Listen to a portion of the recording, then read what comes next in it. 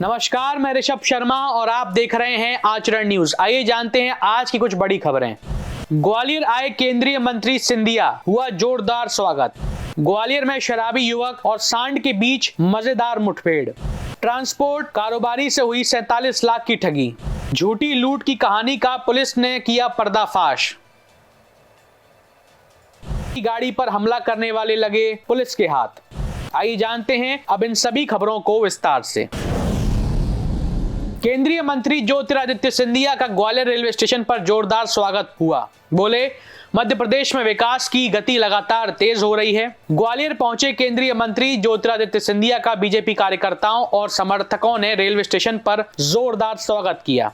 पत्रकारों से बातचीत करते हुए केंद्रीय मंत्री ने कहा, प्रधानमंत्री नरेंद्र मोदी और मुख्यमंत्री शिवराज सिंह चौहान के नेतृत्व में मध्य प्रदेश लगातार विकास और प्रगति की दिशा में अग्रसर है। यह मेरी दिली कामना है। सिंधिया ने बताया कि वे 4 दिन के प्रवास पर ग्वालियर आए हैं और इस दौरान गुना, शिवपुरी और अशोकनगर का भी दौरा करेंगे। इस प्रवास में वे कई विकास परियोजनाओं का उद्घाटन करेंगे, जिनमें मेमू ट्रेन का अशोकनगर गुना से रुठियाई तक संचालन, नए ट्रांसफॉर्मर्स, पुस्तकालय, नए सब स्टेशन और स्वास्थ्य केंद्र शामिल हैं। सिंधिया ने ग्वालियर चंबल संभाग के लिए 2 प्रमुख योजनाओं का भी जिक्र किया। इनमें प्रधानमंत्री नरेंद्र मोदी के हाथों से 50,000 करोड़ रुपए की लागत वाली केन बेतवा सिंचाई परियोजनाओं का उद्घाटन होगा, जो मध्य प्रदेश के 13 जिलों और उत्तर प्रदेश के 9 जिलों को लाभान्वित करेंगी। इसके अलावा पार्वती चंबल लिंक परियोजना के तहत 40,000 करोड़ रुपए की योजना के माध्यम से 10 जिले प्रभावित होंगे। उन्होंने प्रधानमंत्री और जल संसाधन मंत्री मोहन यादव का इन योजनाओं के लिए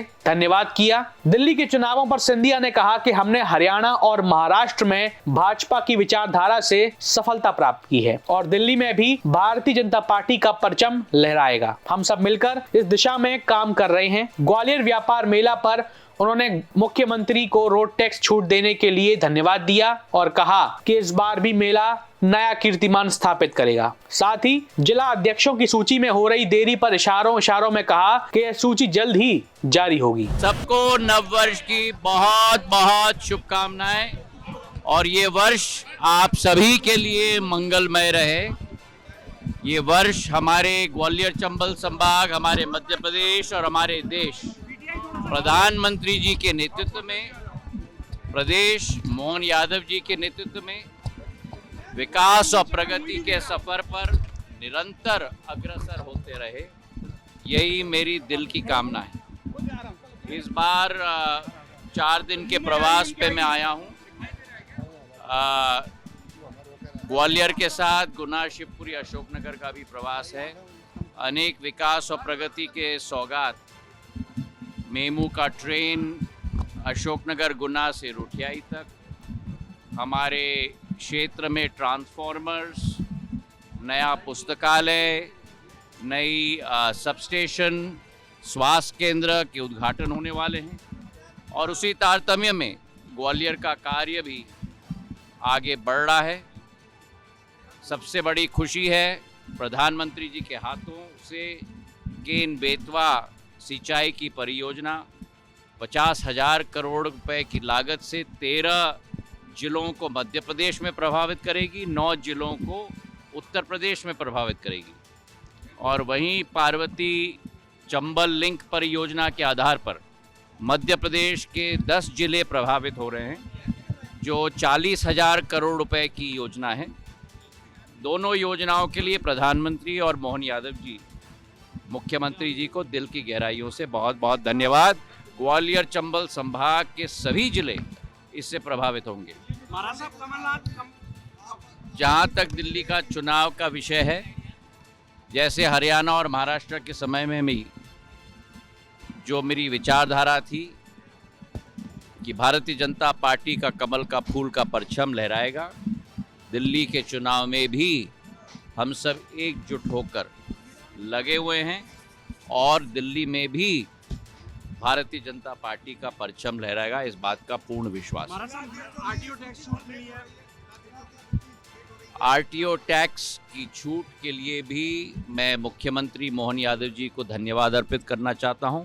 ग्वालियर व्यापार मेला एक भव्य मेला हो चुका है, राष्ट्र पटल पर आज उभर चुका है। उसका एक प्रमुख कारण है कि सदैव गाड़ियों की व्यापार में रोड टैक्स की छूट दी जाती थी। इस बार भी मैं धन्यवाद अर्पित करना चाहता हूं मोहन यादव जी को, और एक नए कीर्तिमान को हम ग्वालियर मेला में भी स्थापित करेंगे, इसका हमें पूर्ण विश्वास है।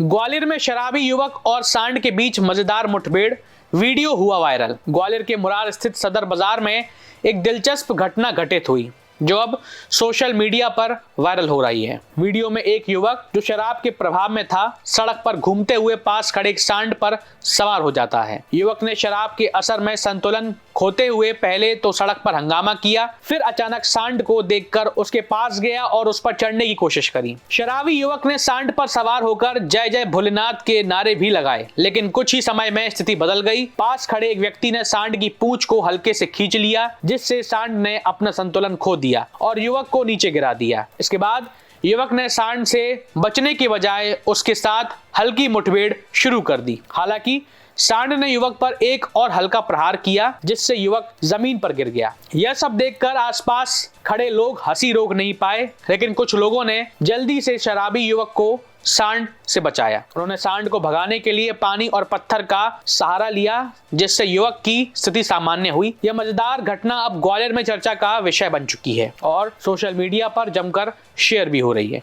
ट्रांसपोर्ट कारोबारी से ठगी, 47 लाख रुपए का निवेश, ठगों ने किया हड़प। ग्वालियर के हजीरा थाना क्षेत्र में एक ट्रांसपोर्टर कारोबारी की बीएसएफ कैंटीन सप्लाई में पार्टनर बनाने के नाम पर ठगने का मामला सामने आया है। पीड़ित कारोबारी ने ठगों को 47 लाख रुपए का निवेश किया था, लेकिन अंततः ना तो उसे पार्टनर बनाया गया और ना ही कोई भुगतान किया गया। जब कारोबारी ने ठगों से पैसे वापस मांगे तो वे बहाने बनाकर उसे टालते रहे। परेशान होकर उसने पुलिस से शिकायत की, जिसके बाद पुलिस ने मामला दर्ज कर जांच शुरू कर दी है। यह घटना हजीरा थाना क्षेत्र के मां वैष्णोपुरम कॉलोनी में रहने वाले 32 वर्षीय हरिओम शर्मा की है। वे अजय ट्रांसपोर्ट के नाम से ट्रांसपोर्टर कारोबार करते हैं। वर्ष 2021 में रामानुज नगर के पुनीत अग्रवाल, उनकी पत्नी ऋचा अग्रवाल और उनके साथी राम प्रकाश तोमर ने हरिओम शर्मा के घर आकर उन्हें बताया कि बीएसएफ कैंटीन में सप्लाई का ठेका मिला है और अगर वे चाहें तो उन्हें पार्टनर बना लिया जाएगा, साथ ही 10% की साझेदारी दी जाएगी। यह सुनकर हरिओम शर्मा ने अपनी जमीन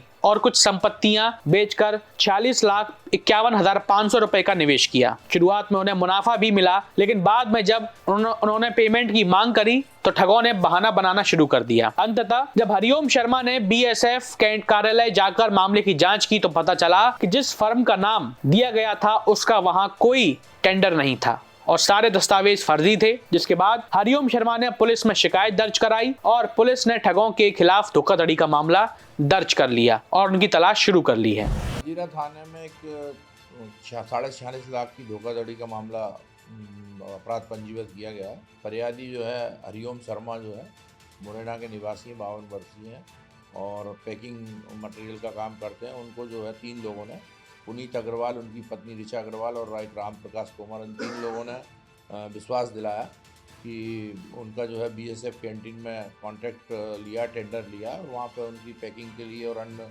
उसके लिए इन्वेस्टमेंट करोगे तो 10% आपको प्रॉफिट देंगे। तो उसने विश्वास करके उनको जो है अपना पहले कुछ राशि लगा दी।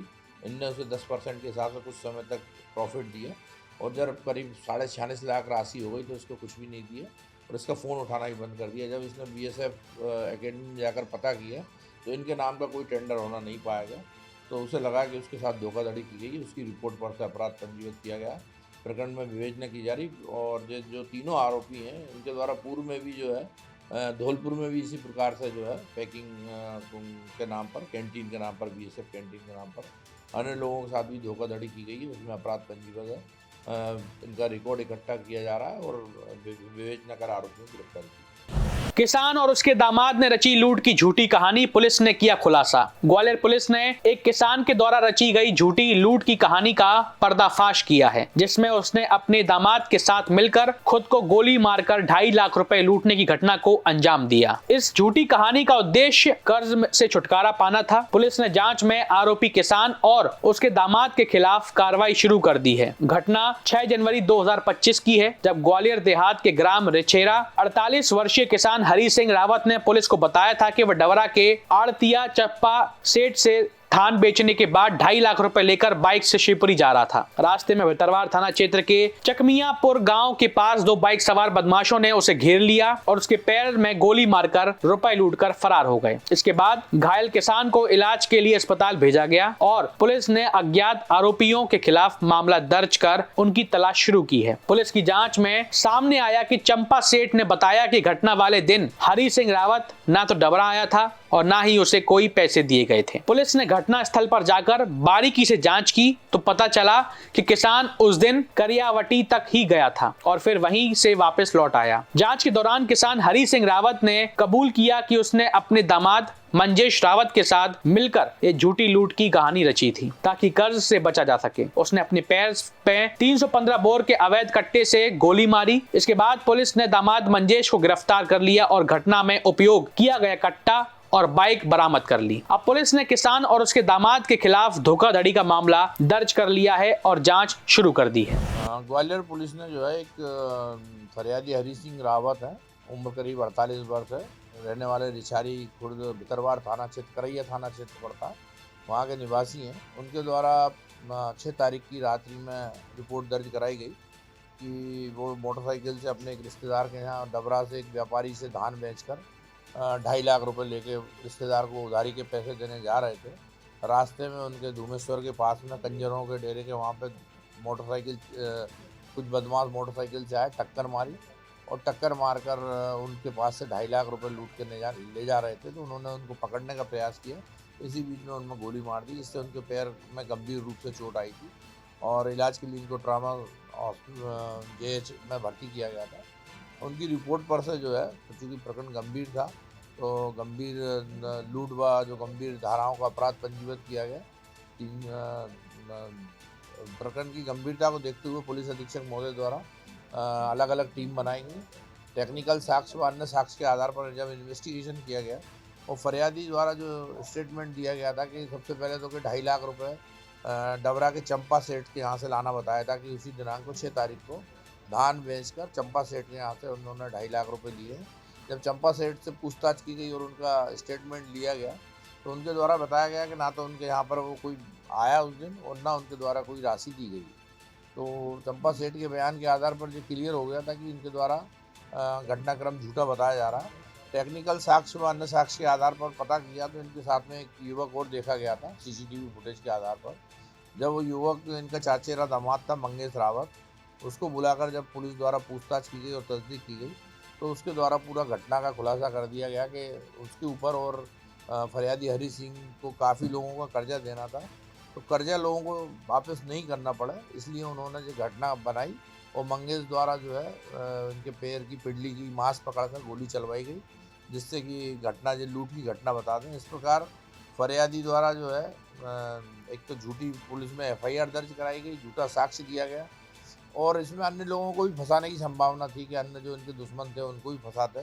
तो ग्वालियर पुलिस ने जो है गंभीरता से और तत्परता से 24 घंटे के अंदर प्रकरण का खुलासा किया और फरियादी जिसके द्वारा झूठी साक्ष्य और झूठी रिपोर्ट लिखाई गई उनके विरुद्ध ही और मंगेश जिसके द्वारा गोली चलाई गई है उनको ही लूट के अपराध में अन्य धाराओं में झूठे साक्ष्य के अपराध में गिरफ्तार किया जाकर वैधानिक कार्रवाई की जाएगी। ट्रिपल ITM के प्रोफेसर की कार पर बदमाशों ने किया हमला, पुलिस ने युवकों को किया गिरफ्तार। ग्वालियर में ट्रिपल ITM के प्रोफेसर की कार पर फायरिंग करने वाले बाइक सवार बदमाशों में से एक बदमाश को पुलिस ने गिरफ्तार कर लिया है। वहीं इसके 2 साथी अभी फरार हैं, जिनकी तलाश में पुलिस लगातार दबिश दे रही है। दरअसल ट्रिपल ITM के प्रोफेसर संतोष सिंह जब अपने घर भोजन करने जा रहे थे तभी बाइक सवार बदमाशों ने उनको टक्कर मार दी। उस टक्कर से कार को भी काफी नुकसान पहुंचा। जब उन्होंने एक युवक को पकड़ लिया और उससे बात करने लगे तभी उसने अपने दोस्त को बुलाकर हर्जाना देने की बात कही। उसके फोन करने पर 2 युवक बाइक से आए और आते ही विवाद करते हुए ताबड़तोड़ फायर कर दिया। इसके बाद बदमाश फरार हो गए। पुलिस ने इस मामले की जांच में सबसे पहले मौके पर लगे CCTV कैमरे खंगाले। फुटेज के आधार पर जांच में एक बाइक का नंबर सामने आया तो पता चला कि वह बाइक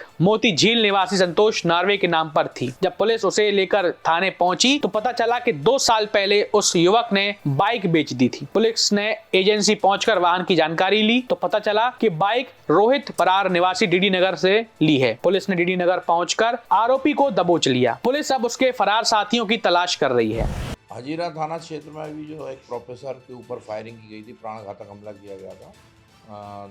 प्रोफेसर जो है ट्रिपल ITM से घर पे खाना खाने जा रहे थे दोपहर में। इसी बीच में उनकी स्विफ्ट कार में जो एक मोटरसाइकिल चालक ने टक्कर मार दी, जिससे उनकी गाड़ी की हेडलाइट टूट गई थी। उन्होंने वो चालक से गाड़ी सुधरवाने का बोला, तो मोटरसाइकिल चालक ने बोला मैं बुलवाता हूँ, आपकी गाड़ी के कांच ठीक करवाता हूँ। और उसने जो है अपने दोस्तों को बुलवा लिया और उन्होंने आते से ही जान से मारने की नीयत से फायरिंग चालू कर दी।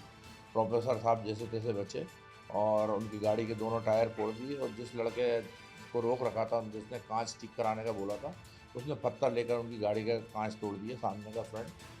प्रोफेसर की रिपोर्ट पर से जो है अपराध पंजीबद्ध किया गया था प्राणघातक हमला व अन्य धाराओं का। पुलिस ने तत्परता से CCTV फुटेज व अन्य टेक्निकल साक्ष्य के आधार पर जो घटना का मेन आरोपी है रोहित बरार, उसको गिरफ्तार करने में सफलता प्राप्त की है। और जो उसके शेष आरोपी हैं उनके लिए भी गिरफ्तारी के लिए टीम भेजी गई है, उनको भी गिरफ्तार किया गया है। क्रिमिनल रिकॉर्ड चेक किया जा रहा है उसका, और क्रिमिनल रिकॉर्ड के आधार पर अन्य धाराएं भी बढ़ाई। देश दुनिया की सभी खबरें देखने के लिए जुड़े रहिए आचरण न्यूज से। आचरण न्यूज, हर कदम आपके साथ।